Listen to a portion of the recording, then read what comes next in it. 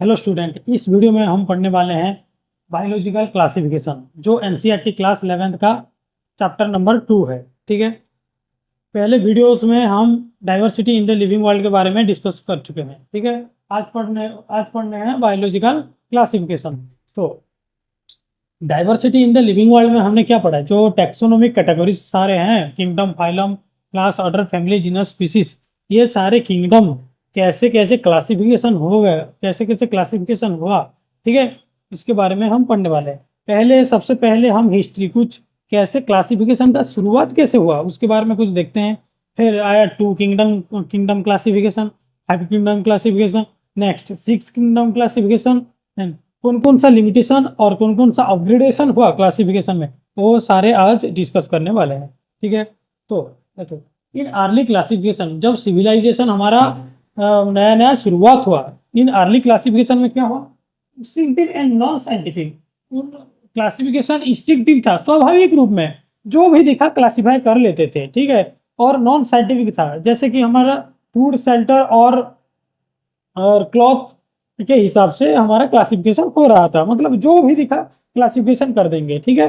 मतलब जो भी स्वाभाविक रूप में आ गया क्लासिफिकेशन कर रहे थे। ठीक है।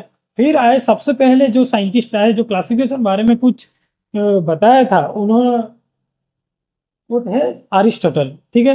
Aristotle earlier scientist who attempt classification use simple morphological characters. उन्होंने क्या किया? बहुत सिंपल मॉर्फोलॉजिकल कैरेक्टर्स के हिसाब से प्लांट्स को वो क्लासिफाई किए थे। देखो, उन्होंने क्या किया था, जो जो बड़े वाले प्लांट हैं उनको ट्री बोला था, जो मीडियम वाले उनको श्रफ बोले थे, एंड जो छोटे वाले प्लांट्स हैं उसको हर्ब बोला था। ठीक है। एंड उन्होंने एनिमल्स को भी क्लासिफाइड किया था। He classified animals into two categories. First one is having red blood. Those animals who have red blood, that is classified into red-blooded animals, and those who have absent of red blood, without red blood, that is called without red-blooded animals. तो ये दोनों plants और animal का simple classify किया था सबसे पहले, कौन? अरिस्टोटल ने। ठीक है। उसके बाद आया हमारा two kingdom classification. Two kingdom classification पहले टू किंगडम क्लासिफिकेशन प्रपोज किए थे कैरोलस लिनियस। उनको हम क्या बोल रहे थे? फादर ऑफ टैक्सोनॉमी भी बोलते हैं। ठीक है।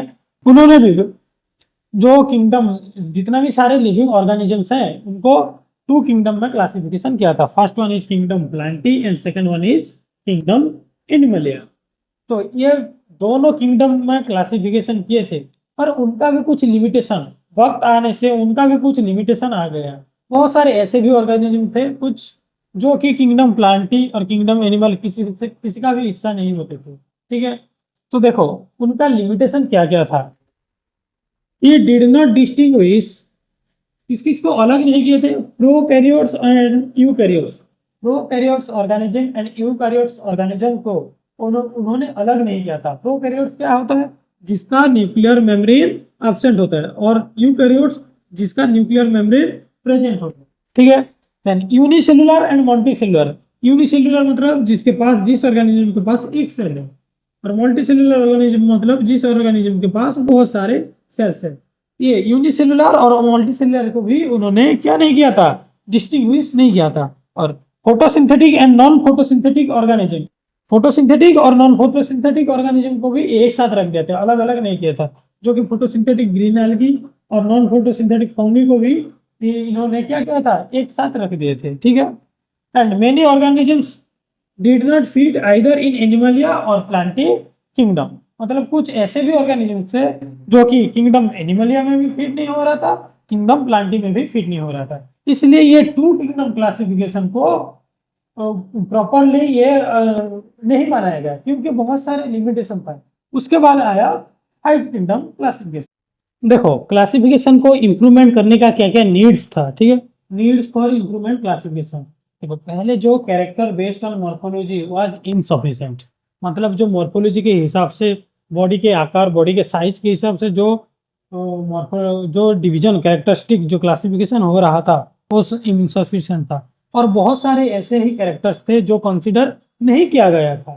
That is cell structure, cell का जो स्ट्रक्चर होता है वो भी कंसिडर नहीं किया गया था। Nature of cell wall, cell wall का nature, mode of nutrition, nutrition उसका कैसे मोड ऑफ न्यूट्रिशन है, ऑटोट्रोफ्स या हेटेरोट्रोफ्स, ये भी कंसिडर नहीं किया गया था। हैबिटेट, उनका हैबिटेट भी कंसिडर नहीं किया गया था।